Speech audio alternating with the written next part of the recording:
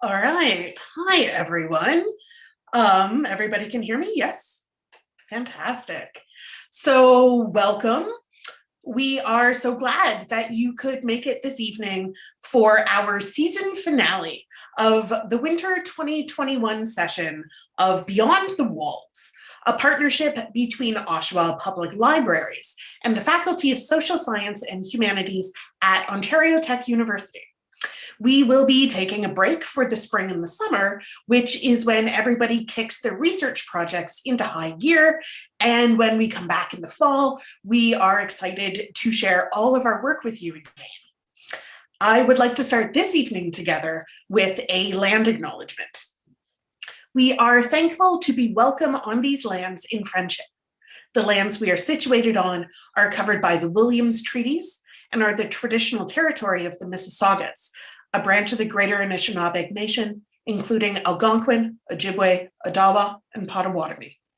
These lands remain home to many Indigenous nations and peoples. We acknowledge this land out of respect for the Indigenous nations who have cared for Turtle Island, also called North America, from before the arrival of settler peoples until this day. Most importantly, we acknowledge that the history of these lands has been tainted by poor treatment and a lack of friendship with the First Nations who call them home. This history is something we are all affected by because we are all treaty people in Canada. We all have a shared history to reflect on, and each of us is affected by this history in different ways. Our past defines our present, but if we move forward as friends and allies, then it does not have to define our future. Our practice in these events is to turn our attention to our guest, who will speak for roughly 20 minutes, give or take. We'd appreciate it if everybody could please keep themselves on mute during this time.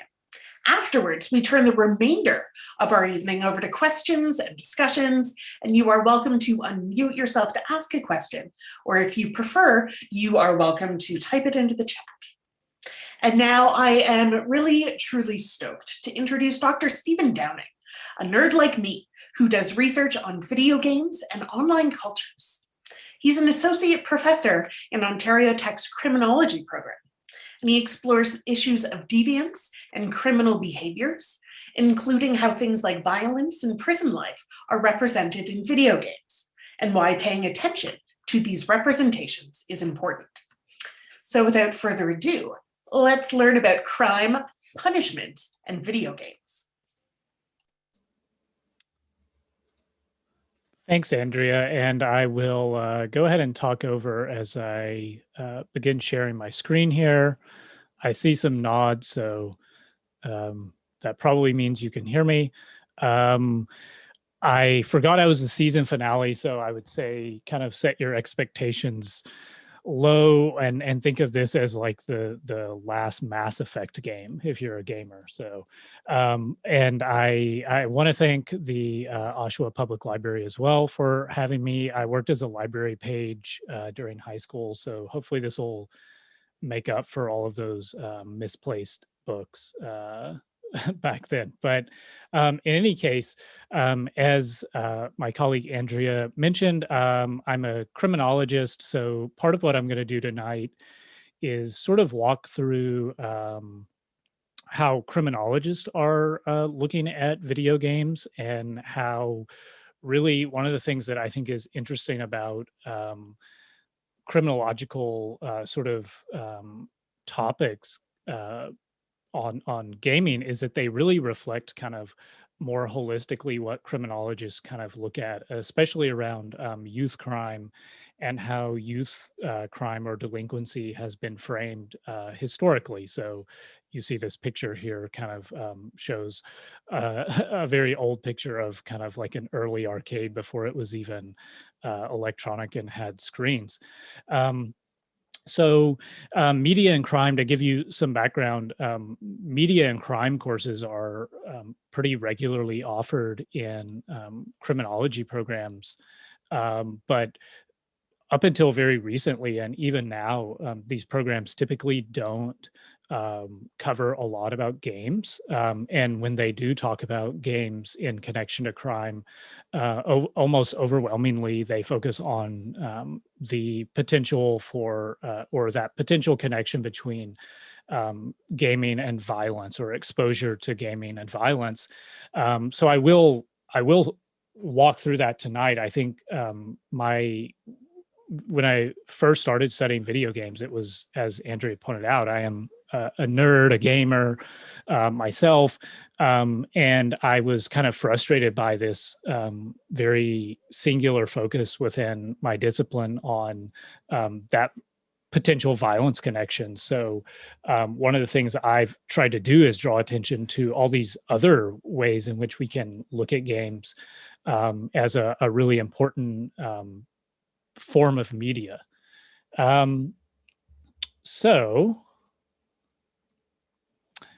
just some background about who plays games, and I'll kind of focus on Canada specifically. It often surprises people. It perhaps doesn't surprise you that the video game industry is huge. In Canada in 2017, some estimates place its sort of value at 3.7 billion, and 61% of the population identifies themselves as people who play games, and the average age of the Canadian video game player was around 39, with 50, about half being male, half being female. So this kind of challenges what a lot of people typically assume, in that, gamers tend to be just kind of relegated to youth. That's actually not the case at all. And of course, game developers and publishers recognize this, and there's a huge market there with aging millennials, for example, who have more expendable income. But nevertheless,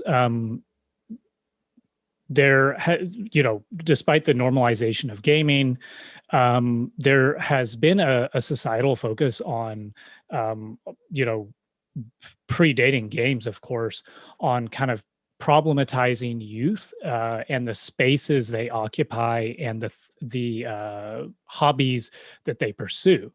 So there's always been this fear of youth leisure time. So in other words, even early criminologists in the Chicago school, there was a lot of discussion about this problem of kids having time on their hands, idle time, and this notion that kids are getting into trouble.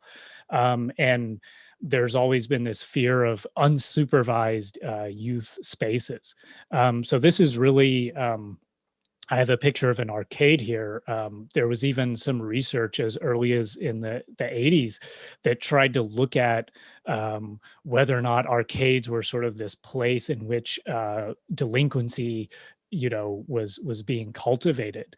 And so researchers, this kind of reflects a broader question in criminology about kind of youth, and the whether or not the things youth do in their leisure time either insulates them from being involved in delinquency or encourages them to engage in delinquency. But nevertheless, gamers have, until relatively recently, been stigmatized and sort of marginalized.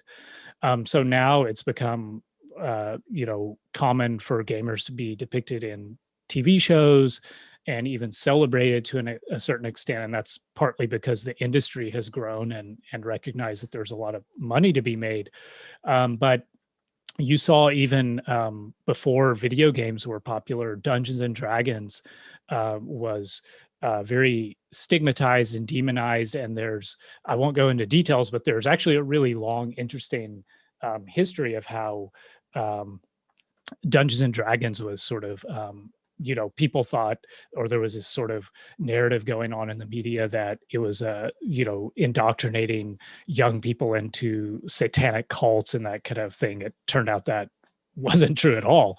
So there's this long history of kind of stigmatizing people who play these games, and that carried into video games. And in criminology, we talk about moral panics, and Cohen talks about the creation of folk devils as a way to sort of other people who may be doing something that's viewed as abnormal or stigmatized in society. And video games certainly, to some extent, have fallen into this category. And this really probably reached its apex with the Columbine shootings, which I'm sure most, if not all of you, are familiar with. And in this case, there were lots of fingers were being pointed. Doom, in particular, the game Doom, received some blame, and some of the victims of the families of the victims in the Columbine shooting even tried to sue game publishers. And politicians, of course, got on board here, and the media. You see the Times cover there, and this kind of coincided with a period in the '90s of pathologizing youth, and there was kind of this. And some of you may remember this. The language was in the media as well, of kind of predicting the rise of the child super predator. And a lot of even criminologists were, not a lot, but some criminologists were predicting this rise of the child super predator in the late '90s. And I'll get around to showing some figures there, but it didn't happen. In fact, the opposite happened. Youth violence rates went down. But nevertheless, there was also simultaneously kind of this paternalistic shift, and a lot of kids were getting locked up. So this goes back to what I said about there's always been this kind of fear of youth, becoming, youth having their own space or their own unsupervised hobbies or spaces that they occupy. So you see, this is another example from I'm picking on Time magazine, but they, kind of have continued this, and you see even here, this was a recent story that was run in the New York Times during the pandemic that's still ongoing. And actually this story in the New York Times, there were quite a few responses written to this in other news magazines that were quite critical of it, for the reasons I've discussed, that it was sort of feeding into this moral panic. So we've shifted a little bit away from this notion that video games are creating, a future generation of super predators, but we still problematize gaming in a way that very much pathologizes the gamer. And this pathologization really tends to still focus on this view of the gamer as a young person, often a young person who's isolated, and the stereotypes of a gamer in the basement alone, who's antisocial and all these other things, when in fact we know that increasingly, and in fact most gamers are part of some sort of community, and they play with other people either locally or online. And so this certainly, one thing we remind students is correlation is not causation. So that means that just because we see that there is a rise in video game sales and a decrease in youth crime rate, that doesn't mean there's a causal effect there. But nevertheless, this sort of moral panic about the child super predator being linked to, exposure to these games, just hasn't really played out. And so this is kind of, a good time to mention that a lot of the studies focus on aggression linked to video games and not necessarily violence. And the difference is aggression is sometimes operationalized as physiological arousal. So you watch something violent, you play a violent game, and there are signals in your brain that can be measured, or there are ways they can test to see if you're immediately aroused, and you have the potential for aggression. But there's been very few studies that have looked at whether or not that actually manifests as acts of violence, particularly over time. And those that have found pretty weak evidence that that's the case.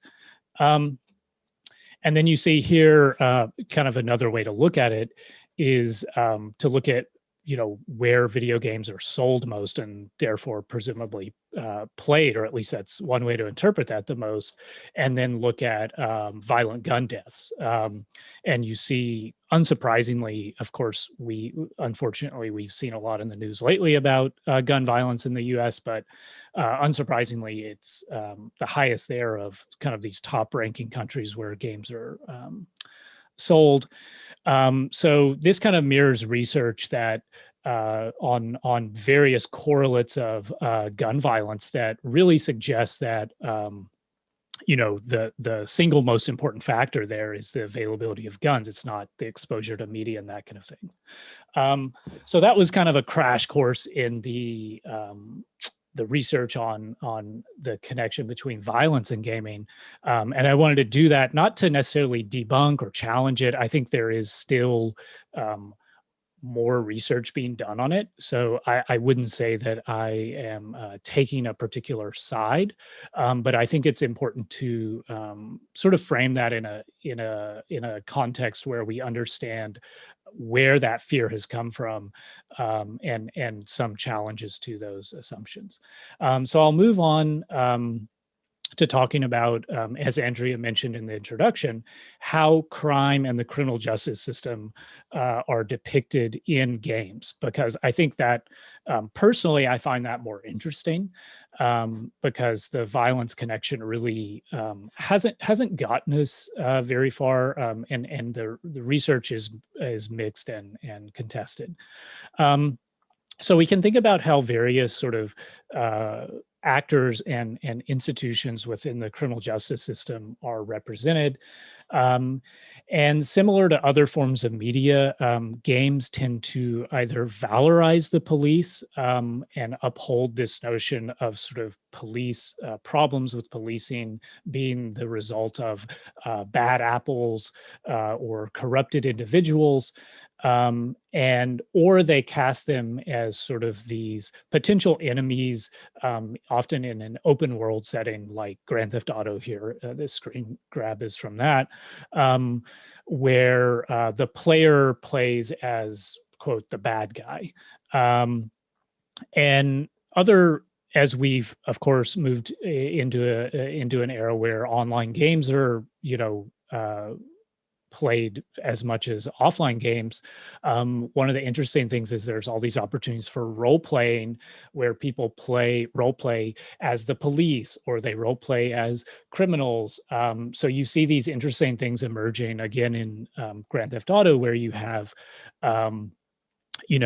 people who are actually actual people are the police, actual people are the criminals.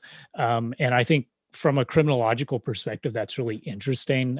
If any of you saw the movie recently about the Stanford prison experiment, I think it's really interesting to imagine this as sort of an experiment where we can look at how people actually play out these different roles and how they handle concepts of responsibility and authority. And in the same sense, some of my research, again, as Andrea mentioned, I've looked at how prisons have been depicted and the prison experience have been depicted in video games. And there are very limited portrayals.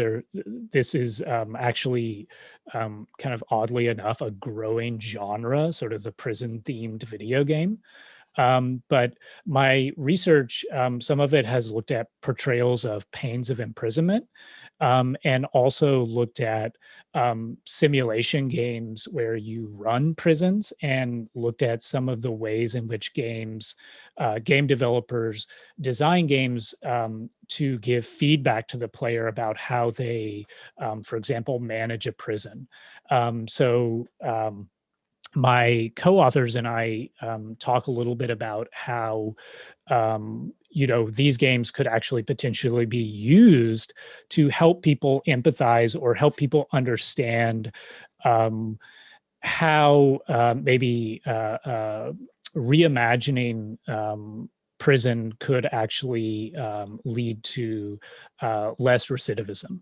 But one of the things I've recently co-authored a paper where we looked at portrayals of gender and race in prison games specifically, and we found that typically, or really with the existing very small genre of prison games, they almost overwhelmingly only portray sort of the stereotypical male prison experience. And they don't really address sort of the racial and gender nuances within these institutions, which is a missed opportunity.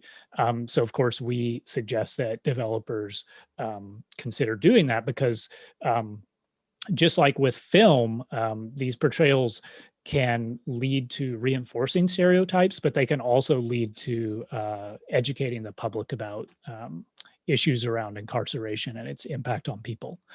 So another area that we can think about is how sort of the state, the role that the state plays in the video game industry, and the military industrial complex has historically been pretty involved with gaming in terms of consulting, developing their own games. Here you see this was a game actually produced by the US military. And I think it's interesting to look at even just sort of the advertisement here in terms of the wording there: empower yourself, defend freedom, the official US Army game. So this is, people have sort of been critical of the military's role, or the military's use of gaming to kind of as propaganda, and to promote recruitment, and to sort of justify or promote foreign wars. So this is an area where some people outside of criminology actually have probably done the most work. And then another area where criminologists and people outside of that discipline are looking more and more is this, beyond that violence connection, looking at the impact of exposure to violence directed at certain groups in terms of a desensitizing effect, or affecting empathy that people might show for certain groups. So there's been quite a few studies that have looked at violence against women, and how, and some studies have provided evidence that exposure to violence against women in gaming leads to greater victim blaming of women who are victims of violence. Other studies have contested that to some extent. So that's the case with most scholarly research, but there is some evidence that that is the case. And of course, there are lots of tropes, gendered tropes that emerge in video games, and these are being challenged more and more. But one of the areas of research that is really emerging is looking at toxic gaming culture itself, and how it excludes certain groups. So women being one of these. Historically, it's been framed as a very male-centric space, which obviously the demographics of players challenges that, but nevertheless, there is sort of this barrier for girls and women to game that's rooted in some toxic kind of masculinity. And so there's more and more research that's looking at how that manifests, and how that can be challenged. And then we can think about how offenders are portrayed in games. And some research has showed that this is a racialized portrayal, so that Black people are portrayed more often as offenders, just like in other forms of media, and that there is really a misrepresentation of kind of what we would typically think of as the kind of distribution of offenders across race, class, and gender lines. And then there's an interesting kind of relationship between gaming and fear of crime in general. And some criminologists have written about this, what they refer to as a culture of fear. And they've traced, so for example, with cybercrime, they've traced this culture of fear and sort of the construction of fear around cybercrime back to the cyberpunk genre. And we saw this big game, Cyberpunk 2077, actually came out very recently. Um, and so the imagery that's presented in games of offenders and sort of crime in general actually does sometimes inform public perceptions and fears of crime in, quote, the real world. So that's something that I think criminologists, myself, of course, and some others are increasingly looking at. And we've done that with film and TV and other forms of media historically, but now we're kind of catching up and looking at games. And then really what I find probably most fascinating, and what I personally, most of my research has been on, is the concept of deviant behavior or criminal behavior within games themselves. So role playing as a criminal or an offender or a deviant, and you know, whether or not people or why people choose to play these roles, and how other players try to constrain opportunities for deviant or criminal behavior within games. So, as a my dissertation, I played an online role playing game, and I did an ethnography where I studied thieves in this game who stole from other players, and they actually the game itself only allowed them to steal in a very kind of limited capacity, and these thieves actually adapted and would use mechanisms external to the game to con people out of items that were worth, you know, hundreds, thousands of dollars in real life, in real currency. So my research was really about kind of the social control within those groups and how these deviant subcultures emerge within games around rules and rule breaking. Because I think that's really fascinating. It kind of adds this layer of nuance beyond that violence connection.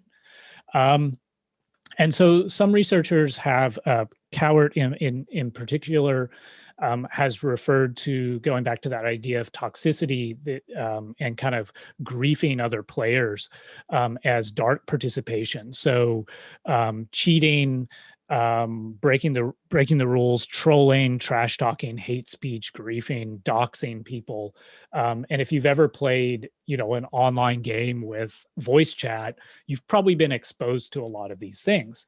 So there's an overlap between cyberbullying research and research on toxicity in gaming, and more people are starting to look at that. And the effect that that has on victims of this behavior. In my research, I actually I have published a piece on virtual victimization, and I found that even more pronounced as a feeling of victimization amongst those I studied was when they had in-game items stolen from them that represented, you know, potentially hundreds, if not thousands of hours of investment. So there is this sort of, although they're intangible, oftentimes sort of these items in the games represent something. And when those are stolen, a lot of people I talked to said they viewed that as a real form of victimization. And then so this table here is from some of the research that I've done, looking at how people import and export or don't import and export values outside of the game into the game. So I identified that most people sort of conceptualized of this transition block where they sort of thought, well, it's just a game. So some people said it's just a game, so I have no desire to bring in my quote real world beliefs behaviors and values. Others did import those into the game, and that sort of affected the roles that they played in the game. But then they said, it's just a game. What I do in the game, is it going to really impact what I do outside of the game? But then others actually did sort of view it more holistically, and they thought, what happens in the game is a part of my real life. So they met with virtual friends, they made real money, and they tended to prefer informal social control. So they really bought into this notion of sort of a virtual social contract that was formed with other people that they were part of, that wasn't dictated by the game developers themselves. So I think that's a really interesting, as a criminologist, thinking about a game as sort of a virtual world in which a lot of the same questions we have about deviance and crime and social control and policing kind of carry over into that virtual setting. And then, of course, esports. We were just having a conversation about esports and the Durham College and Ontario Tech teams before this started. And esports is a quickly growing industry. It's valued at well over $1 billion USD now. And most universities in the States have teams. Many universities in Canada have teams. Many cities have teams that are associated with traditional sports franchises. The Raptors, for example, have an esports team where they play NBA 2K. And so research has started to turn towards esports and ask questions similar to the ones they have with traditional sports. I was just reading some research a few days ago that actually e-athletes really face most, if not all, of the same stressors that traditional athletes do. And this leads to some of the same outcomes around anxiety, depression, substance abuse. And then, of course, another sort of component of that esports emergence is match fixing and gambling. So match fixing, there's been some seminal cases there, and there is a lot of, well, not a lot, but there is some research emerging around. In fact, I have a graduate student who's working on some research looking at digital items that are gambled on. And some governments have actually started to frame the buying and selling of digital items in video games as a form of gambling that should be regulated the same way as any other type of gambling. So, for example, if a game gives you a box that you open and it randomly spawns an item, some governments have framed that as a form of gambling. And of course, if kids are primarily the people doing this, that's raised some problems legally, and some countries have actually banned this type of system. So then, thinking about the future, and this may or may not be going over 20 minutes, but hopefully not too much. So thinking about the future of video games and crime and deviance, there's some big things we can think about. One is just the changing demographics of who plays games. Gamers are getting older because you have, like I said, this generation of aging millennials already, and you have groups that, for example, the gender divide in gaming is, as those statistics kind of suggest, really not prominent as it once was. Immersion through things like virtual reality and augmented reality are really going to create, I think, some interesting challenges for policymakers, but also criminologists and researchers, because that notion of virtual victimization, if you can actually experience things in a very visceral and potentially even haptic, meaning like physically tactile way, there could be some real potential for harm there. And some people have started talking about that, but it's really an area of research that's in its infancy. And then connectivity is another issue, thinking about sort of games as being always on. And this connects to the increasing gamification of everything we do. Some of you may have heard of that term, gamification. So kind of, you can even download apps where you can kind of gamify. You can set it up to give yourself experience for like brushing your teeth in the morning and going to work or doing your homework or making dinner. So there is an increasing, and some people have written about this, gamification of our everyday lives. So games and play are really a central part of the human experience. So I think as we continue to do research on this, thinking about how crime intersects with that, and how, for example, if we in the distant future, we are sort of existing in this state of mixed reality where we're seeing augmentations in our real world.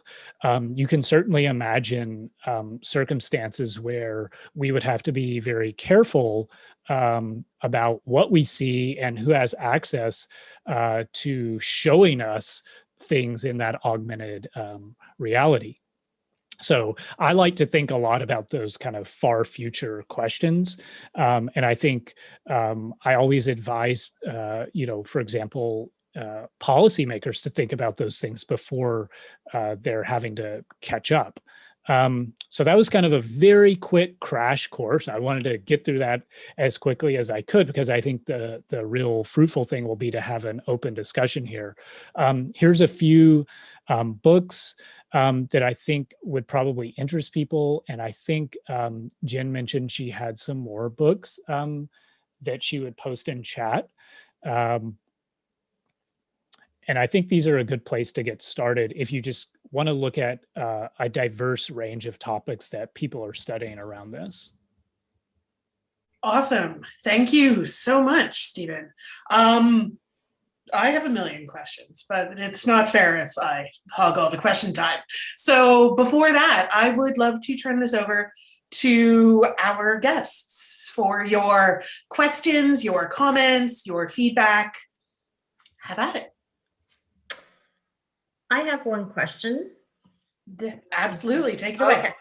All right. So, Stephen, thanks so much for your talk. It's really interesting. I was really surprised at the average age of a gamer being 39, because I guess I always thought that it was geared towards more teenagers or young adults. I'm just thinking about the developmental stages of children, right? And exposure. And you know how many games have the parental warning or the, I guess, labeling on them, mature themes, teens. And I'm thinking about exposure for children, young children, adolescents, and the effects of gaming on their growth, like their cognitive development or social development, or have you come across anything in research to suggest that, that it can be detrimental to young children as opposed to older adolescents, or is there anything like that you can comment on?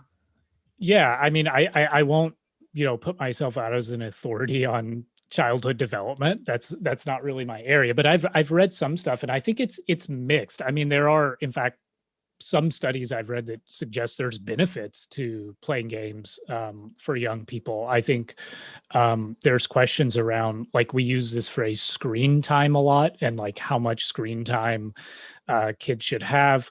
So I think a lot of it is around kind of the physiological impact, as you mentioned. But yeah, I'm not really an expert on childhood development. I think that there's a lot of debate about that. I do know that, the information we have suggests that kids, are like, young children are playing games a lot more than like pediatricians are recommending. So I think it stands to reason that we'll probably, and I think this is true even, anecdotally, when I was a kid, of course, my parents were always trying to get us to stop playing video games. And now I'm a professor, studying video games. So I think I have so many friends like that, but I mean, of course, as a social scientist, I know you don't rely on anecdotes, but I think we can study these things. I think there's a lack of longitudinal research. So looking at, the long-term impacts. I mentioned with violence, there's not really strong evidence that like, people who play violent games go on later in life to commit acts of violence.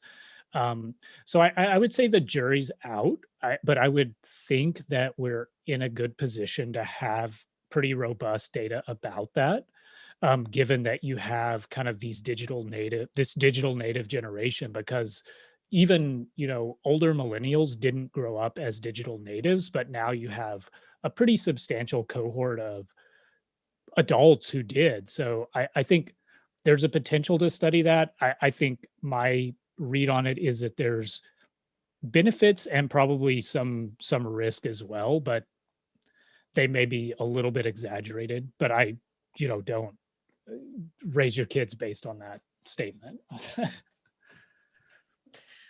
Fair enough. Thank you. Next question is coming from Hannah Scott. Hey, that was fascinating. I always like your talks. They really make me think. So what I was thinking about this, like as a person who likes to study people who are victims of crime, I'm finding the stuff you're saying about being victimized in cyberspace in this way, which can actually have very visceral context, really neat. But my real question is actually, what is it that I'm trying to envision an industry where men are not the people who made it, but women. So I know early stuff talked that women liked sim worlds more, they're creative. A lot of the kinds of things we're seeing are the games are like, I've never been interested in shooting people. So I've never really gotten into the gaming world. And I know there's a whole other set of products out there. And I'm assuming women may build products that are not as violent or victimizing, but what are the trends like for I guess healthier games? Yeah. Maybe I'm making the wrong assumption that women would like healthier games. I don't know. I mean, there is some interesting research on genre preferences along all sorts of demographic lines, obviously. And some of that research does bear out what you're suggesting, that women prefer certain genres over others compared to men.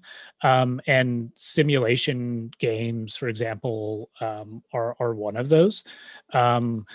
Certainly there are lots of women who do play, first person shooters and things like that, but there is a difference. And I think that's one, I didn't even get into that because I was there's so much to talk about in game studies broadly.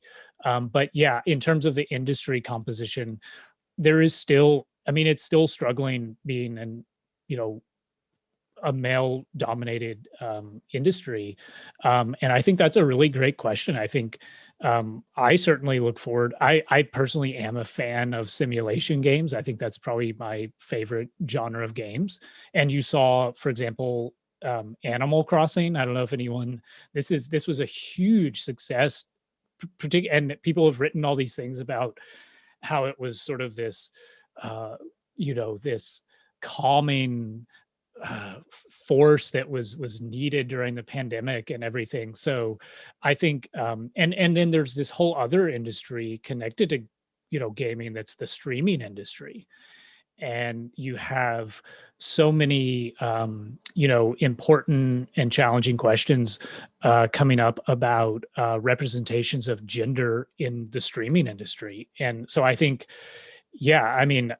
I could talk about this all night, but I do think that you're going to see, you've seen a diversification of genres. And I think almost any game you can imagine, probably there's something close to it now. But nevertheless, I think still continues to be an overemphasis on particular types of games or tropes within games. And those are violent, masculinized, imperialistic.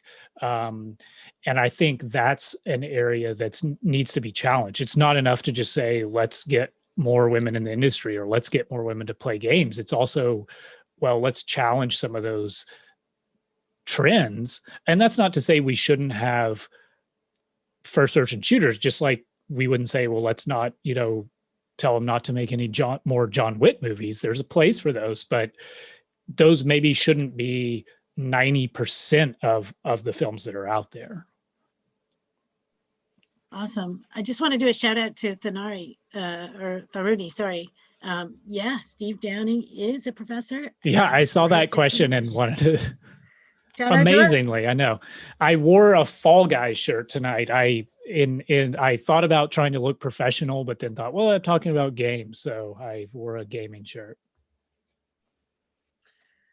Thank you. I actually, to very briefly piggyback off of this last question and Stephen's answer, there's actually, in my own research, because I wasn't joking when I said we are both nerds, I look a lot at the history of games from a gender perspective. And in the 90s, there was this fascinating movement called the girls' games movement that was designed specifically to try to sort of right this imbalance of how games were being pitched to young people as primarily entertainment for boys. And so some of the stuff I've done around like the Nancy Drew games as one of like the longest running girls' games is, yeah. So if you are ever wanting to dig into this more, like the search term is the girls' games movement. And then there's been a bunch of stuff done kind of following that since. But I will bite my tongue because otherwise we will never get back to Steve. Yeah. But I mean, I think that's, I mean, yeah. And there's also, I mean, it's not just girls and women who have been, you know, I guess, I don't know. Yeah, Andrea, you're more of an expert, but I would say it's safe to say marginalized or excluded from kind of mainstream gaming spaces. But there's groups of, you know, LGBTQ gamers. I go to some gaming conventions and they have, you know, groups that are trying to make inroads. So, and race is also an area that, you know, needs a lot of work in gaming. And so I think, and even, you know, we can say as an industry, we can break down some of these barriers, but within gaming culture, you know, there's a lot of work to be done because, you know, ultimately some people, for example, don't want to, and I had a student who did research on this. He found a lot of people do not want to call themselves gamers because of this toxic connotation. So I think in terms of like, you know, the label of gamer and what that means, that tells you something about how much work there is still to be done. But I'm optimistic. All right, I'm going to pull another question for you out of the chat from Peter. Is there a notable difference in attitudes, etc., between people playing criminal elements in single versus multiplayer games? And it is actually from Peter's son. Okay, so I studied attitudes in multiplayer games. So I can't speak too much to the single player question from my own research. I think it's a great question. In the multiplayer setting, the attitudes really varied. I mean, there was a huge range, and I viewed this as sort of like, I kind of framed it as like the criminal underworld within this one particular game. Because again, these were people who, the game allowed you to steal from other players, but you could only steal from them in a particular way. And some players thought that that was constraining their ability to role play as like a true thief. So they used external measures, like, for example, chat programs to basically do like con people out of items and money in the game. And they kind of justified it by saying this is like the developers won't let us be thieves. So we have to, you know, innovate with these kind of terms in criminology. If you're a criminologist, we have to innovate and come up with our own ways to do this. So you saw a whole spectrum of people ranging from those who said, I just want to kind of pretend that I'm a thief or pretend that I'm, you know, a murderer killing other players, to people saying like, no, this is, you know, and forming groups around it. And so I think in a single player setting, you would have less reinforcement of that, and that social dimension would be absent. So you would be much more constrained by kind of the game mechanics. But you do have people, and I think going back to what I talked about in terms of cheating, I think we shouldn't dismiss all cheating as sort of something we don't want, because there's actually a lot of people who modify games, and there's a whole scene around this. There's a whole kind of subculture around modding, and like for example, glitching games and doing speed runs using glitches that the developers didn't intended, and it's mostly harmless. So there are forms of cheating that affect other players, and then those that don't. So it's the same with kind of this criminal role playing. There's a huge spectrum, but yeah, I'm not so sure about offline, but online there's definitely a range there. Thank you. I want to pop down a bit. A question from Bruni of if it is possible in the future to build a career out of the overlap between criminology and virtual reality. Well, build a career. I mean, I think I'm not sure. Certainly in terms of research, I hope there is. I've begun work on some projects looking at how, for example, virtual reality could be used in prison to, for example, have prisoners do home visits where they could you could have a 360-degree camera in the home of the family, and they could go there. You've seen things like Microsoft, the HoloLens, where you can have augmented reality. You can have coworkers or friends in the same room as you, virtually represented. So I think in terms of thinking about sort of mitigating pains of imprisonment, I think there's some potential there. Obviously, I would rather just reform prison, but I think, like I always thought, those movies like Minority Report, where people are kind of put in this, or The Matrix is another representation, I guess, in a way, but where people are put in this like virtual world when they're incarcerated. I think that's obviously portrayed in a very dystopian way, and they're certainly, that's warranted in a lot of ways. But on the other hand, I think, being put in solitary confinement is terrible. And so I think if we have alternatives to that use technology like that, it could be, we could think about that in terms of humane alternatives. Other careers, I think, I think the sky is the limit, really. I think as people spend more and more time in virtual worlds, I think you're going to need analogs to a lot of the same sort of actors you have in the real world, which we can debate, the necessity of those. But I think you will see some of that come into a virtual space as well.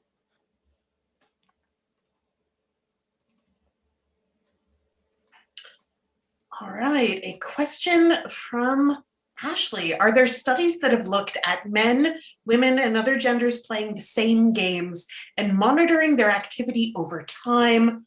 I'm curious as to whether the ways we are raised might influence how we internalize the gaming process and influence how we act after.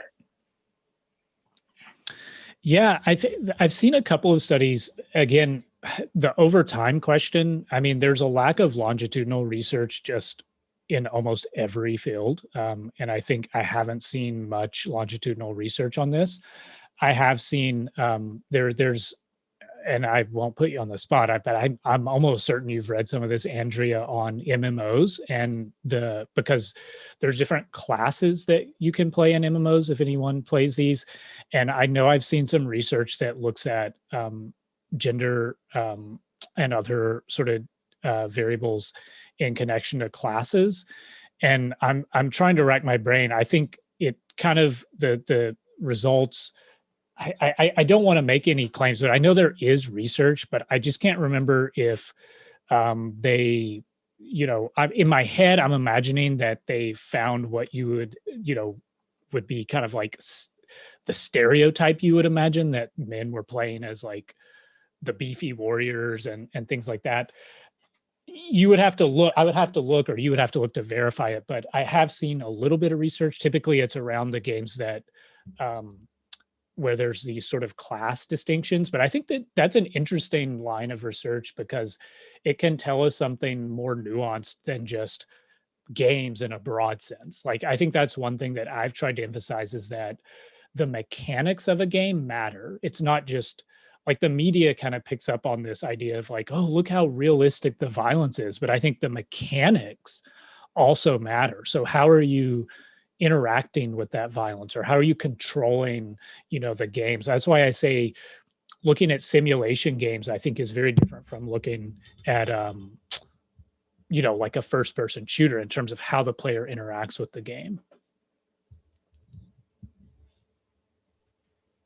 Oh, I'm not sure we have time for another question, because I have one, but it's a big I'll do one more question. Okay. I mean, it's yeah, I am curious as to what it means to take something like the carceral state, the prison, and present it in an environment where we expect something fun will happen, which is essentially what it means to be like, here is a game, right? We expect to be like, woo, woo, woo.